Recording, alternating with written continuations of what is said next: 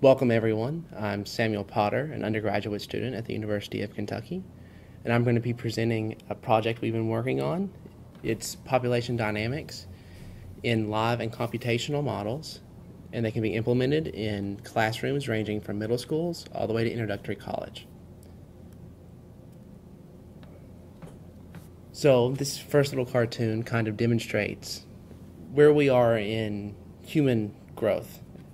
The human population is quickly expanding, and we haven't really figured out how we're going to deal with this huge increase in the number of people.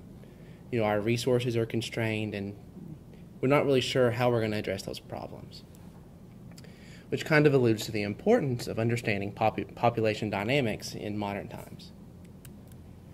This next cartoon sort of says the same thing. You can see the 7 billion people representing the number of people on Earth, and seeing how we're really using up our resources, and we haven't really addressed what's going to happen once we've run out of the resources we use. There are many different variables that influence a population's dynamics. In this particular project, we focused on 3 of those variables. The first being the sex ratio of the founding population, that being how many initial males and females were there. The second thing we looked at was the amount of food available. How large can a population grow if they have this amount of food versus this amount? The last thing we looked at was how the size of the enclosure, or the space available, influences how quickly the population can grow. All of these modules have 2 components. There's a live model that uses real live Drosophila in the classroom, and a computational model that uses a computer program to simulate the results you would get if you did it with live Drosophila. Both models are completely outlined in all 3 modules, and I'm going to show you examples of both. Classrooms can either implement one, the other, or both depending on specific situations. So here's a video showing live flies in a live model. You can see them moving around. Over here is the computational model, and you can see how the real live flies moving around have instead been replaced by these computer simulations of flies, but you can get the same result either way. First, let's discuss Module 1, Population Dynamics and Initial Population Size. So this one's looking at the variable of that sex ratio in the initial population. Our research question is, will a population with only 1 founding female grow less quickly than one founded with 3 females? And our hypothesis, based on what we know about fecundity and the importance of females, is that populations founded with more females will grow more quickly than similar populations founded with fewer females. The live model requires a lot more materials than the computational model would require. You have to have 6 small vials, 6 cotton balls, food to feed the flies. You have to actually have the flies, a means of anesthetizing the flies because you have to sex them. It's important to know which ones are males and which ones are females. That's the same reason you need the magnifying glass to really get in there and look at them. Forceps or a paintbrush to move the flies around, a data table to record your data, sex determining guide, again important in determining which flies are which, a permanent marker to mark on the outside of the vials, and then a computer for the analysis portion. You're probably familiar with Excel. Not so familiar with JoinPoint. It's a free software. The link is going to be available on the website. So, the procedure for the live model. You have to establish these populations in the 6 different vials, and that's what you're seeing here. You have A, B, and C, which each have 1 male and 1 female, and then D, E, and F, which each have 1 male but 3 females. And you see you have these small vials with the food in the bottom, the cotton balls at the top, preventing the flies from escaping. At this point, the picture you're seeing, the flies have already been sexed, so we've anesthetized them, determined their sex, put the appropriate ones in appropriate vials, and then just set them aside. So now we're going to look at the data collection part. You've already established the populations. This is where you get the data you're going to use. The Drosophila, they get in these vials, they start reproducing, they lay eggs, the eggs turn into larvae, and the larvae turn into pupa. And what we're going to count is pupa. There are the little brown things on the side of the vial. You see on the picture on the left, it's circled with a 1 next to it. After about a week, you're going to start seeing pupa. And at this time, you're going to want to check the vials twice a day, ideally 12 hours apart, but again, ideally. And you're going to want to document the time at which you check them and how many new pupa there are. You're going to mark them so that you don't recount that same pupa the next time. The video on the right was taken several days after the picture on the left. And you can see that the number of pupa has dramatically increased. So counting one pupa isn't that hard. But once you've got, 20, 30, 40 of them, you have to be diligent in marking and making sure you don't recount the same pupa more than once. You're going to collect this data, ideally 12 hours apart every day once you see a pupa, until adults start to emerge. So those pupa are going to turn into adult flies. That's going to be about a week later. You're going to start seeing more adults flying around. That's when you're going to stop collecting data on pupa, and you can just remove the adults, and you're finished with this part of the experiment. You're going to input that data onto an Excel data sheet, which is included for download on the module website. You can see where you're going to input your dates and your times, then how many new pupa were in each vial. And what this is going to do is Excel is going to take that data and turn it into an output that you can then input into another program that's going to do a more sophisticated analysis. And all of these steps are thoroughly outlined on our website.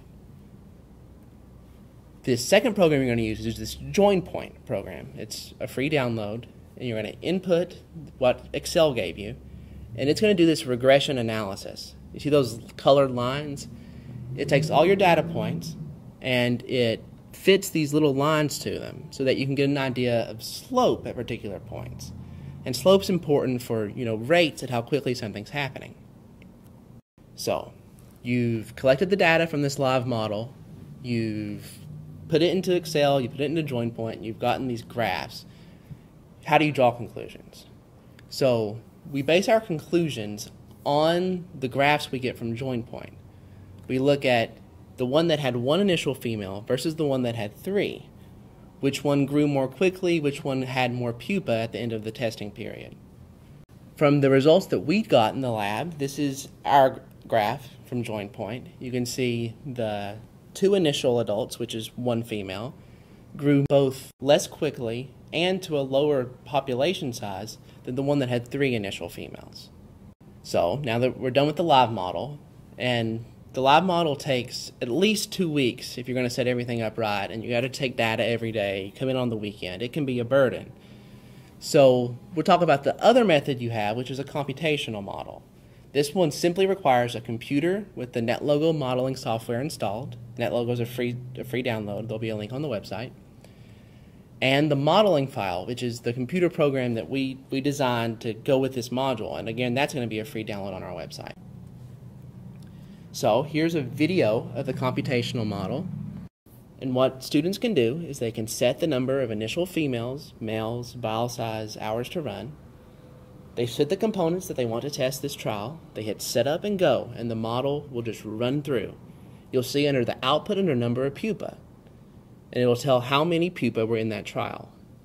Over the course of 5 trials, you can input your data in those boxes on the right, press calculate average, and it'll give you the average for those 5 trials.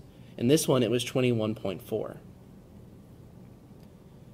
You can clear the average, and then go change it so that there's 3 females instead of 1. Press set up, and you're ready to run for your next 5 trials. This output had a 49. So you're going to continue to do this until you have the 5 trials you want to average. Then you'll be able to compare the average for the 5 trials with 3 initial females to the average of the 5 trials with 1 initial female. So the first module looked at the sex ratios in the initial population. The second module is examining the importance of food available. Our research question is, will a population with more food available grow to a larger size than the one with less available food? Based on prior knowledge, our hypothesis would be that populations with more food will grow to a larger size than similar populations with less food. The live model has a list of required materials. You need 3 large storage containers, about 1 gallon in size, not the big totes, but the ones that sit on a bookshelf. You get them from Walmart or a dollar store. 3 cotton balls, children's modeling material, like Play-Doh, or there's different brands, 3 small jars about the size of a small peanut butter jar, 3 small Petri dishes, and then 3 larger Petri dishes, 3 pieces of filter paper, a digital balance, food for the flies themselves, a way to anesthetize the flies. Again, it's important for sexing them. Magnifying glass, again, for sexing them. Forceps or paintbrush to move them. A small syringe, pipette, or squirt bottle. A data table to record your data. Sex determining guide, and a computer with Excel. Something that's not included on this list, but it's going to be required for it's part of the setup. The teacher's going to need to have a drill or an X-Acto knife or some way of cutting a hole in those plastic containers. So, the procedure. You see where we've cut the hole in the top of that container. The teacher's going to want to have already done that before giving it to the students. Then you take a marker and you mark directly beneath that hole on the lid. So you close the container and put a marker through and you mark on the lid where the spot directly beneath that hole. So now that you've marked the lid, you're going to want to assemble the water apparatus and mark out the modeling material. So the water apparatus just consists of the small jar, you fill it with water, and then you take the large Petri dish lined with filter paper, put it on top of the mouth of the jar, and then invert it. So the water can saturate the filter paper, and it's all contained within the jar and the Petri dish. The modeling material needs to be rolled out, and it needs to line the lid where the container contacts it. The idea is to create a seal that the flies can't get out of. So you just roll it up and then line it around the lid as seen in the picture. Okay, so this is, after you've done that step, you're going to weigh out the food, and it's going to go in a little Petri dish. And you're going to want to put 0.5 gram, 1 gram, and 1.5, like we did in ours. Or you can vary it. You can do 1 gram, 2 grams, and 3. The point is that you have varying amounts of food. And that goes in the little dish, and it's placed on the mark you made in the first step, directly beneath that hole. Then you close the whole container together, and you're going to take more of that Play-Doh, and you're just going to pack it in that lip. The Play-Doh laid down in the previous step creates the initial seal, but you're going to want to really make sure that the flies can't get out. So you're going to take more Play-Doh and just pack it in all the way around to try to make sure that no flies can escape. And the last thing you're going to do is you're going to want to take the cotton ball and plug the hole. So you've created this setup. It's fly-proof all the way around. You have that one hole in the top with the cotton ball in it. You have the water apparatus, and then you have the little dish of food. Of note is that that dish of food has a tendency to dry out. So every 2 to 3 days, through that hole in the top, that port, we would squirt water in the food to moisten it. You can either use, the squirt bottle, syringe, we included them in the materials. And the idea is that to keep the food moist so that the flies, can consume it, but not to flood it because there's also going to be, pupa and larvae in there and you don't want to kill them. After you've created the apparatus, you're going to want to put 1 male and 1 female in each of them. So through the little access port at the top you drilled, you just want to put 1 male and 1 female, probably with tweezers or forceps. And you want to drop them such that they don't fall on the food. If they fall on the food, they have a tendency to get their wings sticky, and then they can't fly around and they may die. So it's important that you avoid the food, but you just drop each of them in. This is the data collection portion of this module. These flies have to die out on their own. So it's kind of a set it and forget it mentality. We created this population, we have everything in there that they need to survive, and we're going to sit them to the side, let it all run its course, and eventually they'll all die from lack of food. It takes between 6 and 8 weeks for all the populations to die out. Once they have, you remove the modeling compound, you open it up, and what you're going to want to do is you want to count the number of dead adults. So there's some in the food dish, there's some on the white interior. You just have to really get down and dirty in it, poke around, and count how many dead adults there are. You'll also notice that it's moist in there, so there's mold that's grown. That's what that green stuff is around the interior. It's harmless, but it doesn't smell very good. Analyzing this data, you're going to input it into the provided Excel spreadsheet, putting how many grams of food, the number of adults to start with, and then the number of adults at the end. And then you're going to use Excel to make bar graphs that you can then interpret. So drawing conclusions based on the graphs that you've made, does the data support or refute the earlier hypothesis? And you can come to that conclusion by comparing the bars for the different trials for the amounts of food there were. Here is our results. That's our actual data. You can see that as the amount of food increased, the number of adults also increased. So more food can support a larger population than less food can. If the live model isn't your thing, which, it's got a lot of setup and it takes a long time to complete, then you can use the computational model. Again, just like earlier, you have to have the NetLogos modeling software and the file that we provide.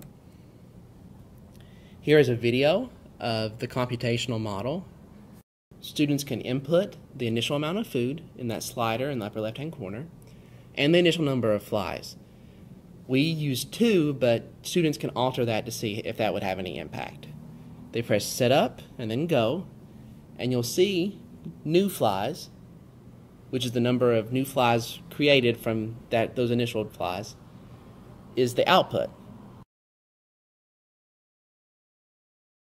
You can go over and put the output for each trial into the average section over there on the right, and there's one for each of the 5 trials. This one was 27, for example. After you complete it 5 times, and you put your 5 trial data in, you can calculate an average, 27. This will be your amount for, in this case, half a gram of food. You'll then be able to increase the amount of food. We'll do 2.5 grams. Set it up.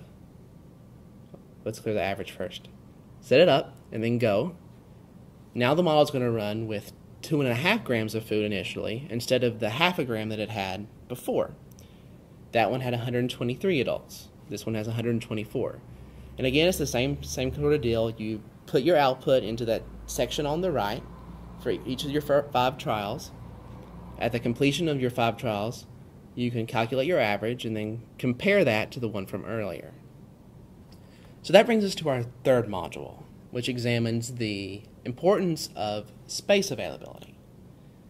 Our research question is, will a population with more available space grow more quickly than one founded with less space? And our hypothesis is that populations with more space will grow more quickly than similar populations with less space. Required materials for the live model is 3 large vials, and by large, I mean larger than the ones used in Module 1. 3 cotton balls or sponge stoppers. They're going to serve the same purpose they did in Module 1. It's just sometimes the mouths are so big that a cotton ball wouldn't suffice, so you have to have something a little larger. Food for the flies themselves, and again, the means of anesthetizing, magnifying glass, sex-determining guide so that you can determine the sex. Permanent marker, you're going to need your data from Module 1 because it's going to serve as a comparison. If you decide not to do Module 1, then you need to go back and collect some of the data from Module 1 to serve as a comparison. And then you're going to need the same computer programs needed in Module 1, which is Excel and JoinPoint. The procedure for the live model of Module 3 is very similar to the procedure for the live model in Module 1. You establish the populations in these vials, and you have to mark the pupa once they start to emerge twice a day until the first adult comes out. The populations here, however, are all going to have 3 initial females. So instead of having 6, 3 with 1 female and 3 with 3 females, you're going to have 3 vials, each with 3 females. And this is going to serve as a comparison to the small vials in Module 1 that also had 3 females. So now that you've collected the data from Module 3, you're going to input it in the exact same spreadsheet that you used for Module 1 because it's basically counting the same thing, and it's going to convert it into the JoinPoint information. Again, JoinPoint is going to run the same regressions like it did in Module 1, going to give you the same sort of outputs, and you're going to use them the same sort of way. Drawing conclusions, you're going to look at the join point output for the 3 adults in the large vials that you collected in this module, and you're going to compare it from the join point output from Module 1 with 3 females. Here is our results in the live model. You can see that the small vial with 3 females grew a lot slower than the large vial with 3 females. The computational model, just like in the rest of them, you have to have NetLogo installed and you have to have our file. So here you have the computational model for Module 3, examining the importance of available space. So this one's going to have 3 initial females, and you're going to set it up with a small vial at first. Set it up, run it. Just like with all the earlier models, you're going to have that average section on the right where you input your data for the first 5 trials using the small vial. This one had a 65, for example. Run them your 5 times, calculate your average. This one had an average of 61.4. Then you go change the vial size from small to large, set it up, and then complete it 5 more times. Again, inputting your data into the average section. At completion, you'll average the 5 trials, and you can compare that average to the average obtained earlier. So you've seen some different ways of going through these modules. There's the 3 modules, but then also each module has both a live and computational component that you get to pick from. Everything's designed with this mix and match approach. So if you only want to do Module 2, looking at food availability, then you don't have to worry about 1 and 3. If you just want to look at 1, again, doesn't matter. The only caveat is that 3 requires some data from 1. So if you're not going to do Module 1 and you plan on doing Module 3, then you just have to go back and collect that little bit of data from the first one. All of this is designed to be appropriate for middle school students and up. The math required is just a basic understanding of algebra with the slopes, something that most people should get in middle school. The computer models are quickly implemented. We did all the work on this end.